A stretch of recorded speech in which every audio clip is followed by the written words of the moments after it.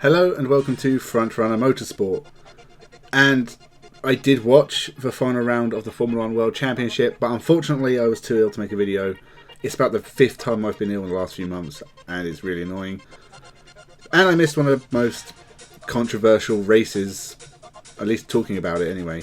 I actually did see the race, and I have to say that it's a shame it came down to controversy, because it kind of hides the fact that the race itself was kind of dull, as pretty much every race this season has been. For the exciting moments, when you think back to it, every race has one or two exciting laps. Most of the racing in Formula 1 has been pretty tedious, and when you consider that Formula 2 and Formula 3, they've been racing on pretty much the same tracks, and the racing has been pretty good in those series, it's something to do with Formula 1 that is wrong. And whilst we're on the subject, I hate the Yas Marina track. It's one of the dullest tracks in the world, apart from the cool tunnel. And, you know, there's going to be a lot of racing coming up there because the Asian Le Mans Series and Formula 4 UAE and Formula 3 Asia will be racing around there shortly. And I will probably still cover a lot of that. And it means I have to get ready to watch a lot more racing at Yas Marinas. It's fine, really. It's just not a very exciting track. So, now that I've recovered, we can finally talk about Hamilton and Verstappen, or at least I can give my opinion on Hamilton and Verstappen, and you can leave yours in the comments, and subscribe.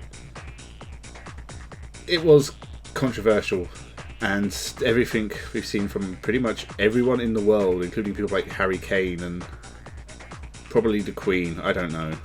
Everyone's giving their opinions on this. I saw Bernie Ecclestone, which is always kind of cringy to see him chip in these days.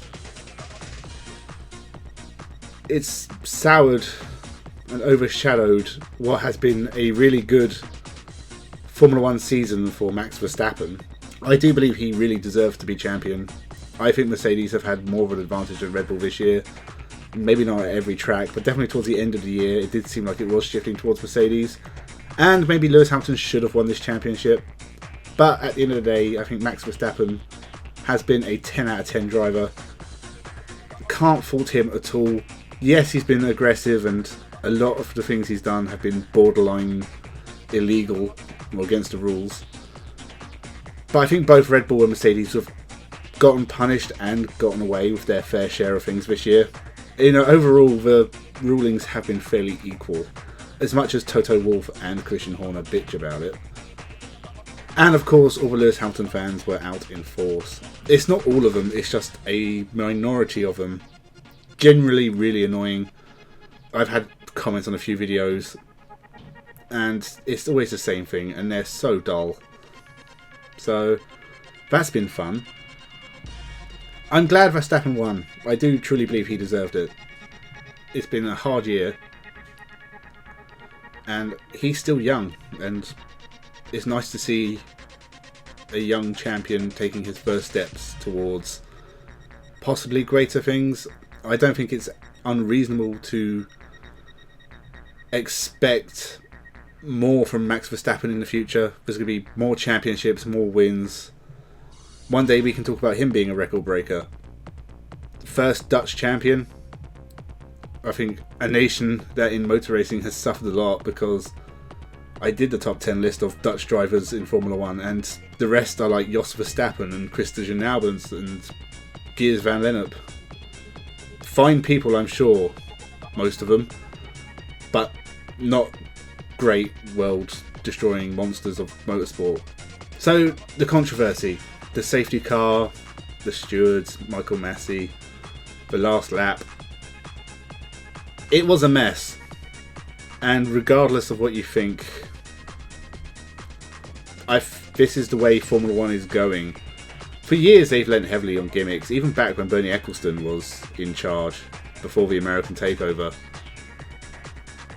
I would not bet against Michael Massey getting a text from, I can't remember the guy's name, is it Corey or something? The dude with a moustache who runs Formula 1 these days.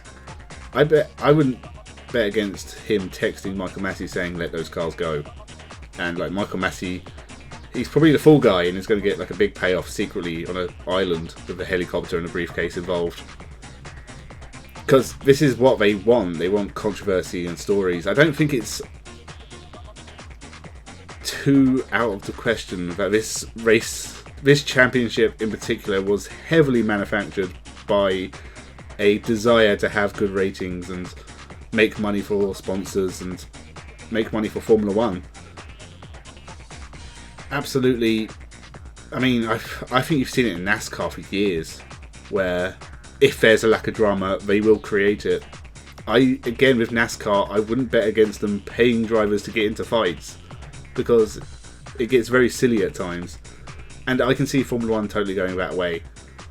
Is that necessarily a bad thing? If you like pure sport, it is, because it gets a bit silly and you end up talking about the controversy more than the actual racing.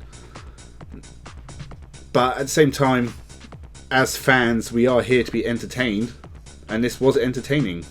It's on the edge of your seat stuff. As for, I mean, as much as Mercedes complain, Red Bull outdid them on strategy. They should have just pitted Hamilton. I mean, they were worried about going behind Max Verstappen, and then I guess the risk would have been that the safety car took him to the end. But this was always a possibility, and they had to play it 50-50, so it might have been the other way around. If Lewis Hamilton was behind the 5 cars, the 5 cars got let go, but then Hamilton was on fresher tyres, would people be complaining as much? Absolutely not. Especially people like Martin Brundle and Damon Hill and Nico Rosberg, who, it just amazes me that Sky pay him, because Mercedes are giving him a huge salary to shield their products. Honestly, it's not worth asking Nico Rosberg's opinion. He's a Mercedes employee through and through, and he is always going to come down in favour of Mercedes. Even if it's Lewis Hamilton, I think he does still have quite a good relationship with Hamilton, especially after he retired. So my view on the controversy is, it's just kind of disappointing. It'd be nice if the champion was the champion, and that's it. I don't want to wait for legal defences. I don't think anything will come of it, because the FIA aren't going to rule against themselves, which would be suicidal. And I think even if Mercedes did win an appeal, it would just be Red Bull's turn. And again, you're talking about billion-dollar companies with billion-dollar lawyers. It could go back and forth for years. I mean, the title race could come down to 2035. I mean, Monday morning, champion should be champion, and that's it. As for next year, I don't know how it's going to go, because obviously the cars are going to be very different. It'll be interesting to see if Red Bull can keep up their performance, because obviously they don't have a manufacturer backing their engines. They are Honda powered, but they're Red Bull, I guess, developed or whatever. They're badged Red Bull engines. So I don't know how they're going to do any more engine development unless they're going to do it themselves, which seems unlikely, especially if they are going to be backed by Audi or Volkswagen in the future. I'd say Mercedes will probably have the engine advantage. It'd be interesting to see if Ferrari can get back up there. But if the aerodynamics are very different, then Red Bull are usually quite good at getting that right. So next year will be interesting. It could be a completely different set of circumstances. We could see Mercedes in last, which would be disappointing for George Russell. Actually, for every driver having their last race for a team or in Formula 1 in general, this was quite a disappointing Grand Prix. Raikkonen, the man who has the most experience of any Formula 1 driver ever, he retired pretty early on. And George Russell in his final race for Williams joined him shortly after. Giovinazzi went out as well. Giovinazzi. So, yeah, they all had pretty bad races. Bottas, I mean, he at least got to the finish, but he was behind Tsunoda and Gasly in 6th. So he was very lucky that Perez retired from the last 2 races, because Perez could have caught him. Mercedes still Constructors champions. That's not unsurprising. It's what, 7 or 8 in a row now? That could probably continue for a few more years.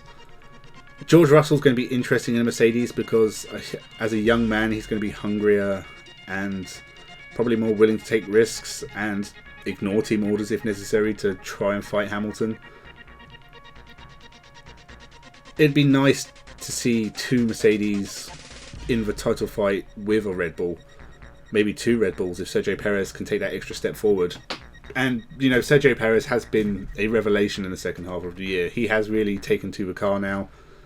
He seems to be doing pretty well. So another year, it's going to be very interesting, especially with everyone on the same foot with the new cars. Disappointing end to the year for McLaren, who fell behind Ferrari, but Carlos Sainz getting into 5th in the championship at the final round with another podium. He's overtaken Lando Norris and Charles Leclerc. I did not predict Sainz getting in the point standings above Leclerc. I thought he would definitely be second best in that one, and I really thought Lando Norris deserved much better than 6th in the championship. You got to think he was 3rd for most of it, and so it's got to be disappointing for him to finish 6th. Ricciardo did not have a great year, really, and again, it'll be interesting to see if he can take a step forward next year, despite winning a race in 2021. The rest of the field, Gasly and Tsunoda both did great jobs. Gasly's done a great job all year and really deserves a better car. That's definitely something I would want in the future, is Gasly in a race-winning car.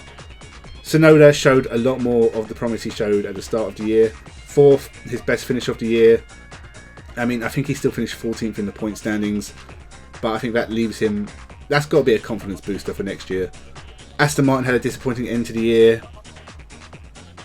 They had no points this round. They were way, way down on where they were last year. That is got to be frustrating for them. And hopefully they can get some better results next year. Lance Stroll has been really disappointing this year. I thought he really, really improved last year, but this was more the Lance Stroll of old, where he was involved in accidents a few times and just didn't seem to have the outright pace, even losing out to Sebastian Vettel, who, let's not forget, is also a very old man now. And a lot of these drivers are probably towards the end of their careers. Who else scored points? Yeah, Norris was 7th. So Alonso and Ocon did get points for Alpine in there in the last race, so it's probably a good way to end the year for them. I think they did hold off AlphaTauri and Aston Martin. I think they're quite far ahead of Aston Martin. So Alpine finishing 5th in the Constructors, that's not a bad result really. They haven't looked particularly quick, apart from one race each where Sainz and Ocon looked really good. It wasn't mind-blowing. So yeah, I think that pretty much rounds up everything. Latifi crashing, causing the controversy. It's not his fault, it's just a mistake. I saw him apologising. I thought, why are you doing that? It's just a racing incident, it doesn't matter. There were a few good battles in the field at times, but this was not an exciting Grand Prix, and yet this is going to be one we're going to be talking about for years to come.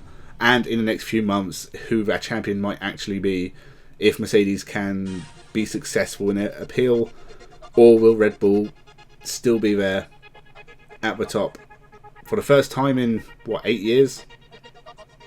But yeah, massive congratulations to Max Verstappen, obviously, because, again, I did not expect him to win this championship, and he has done a fantastic job, regardless of how he's won it.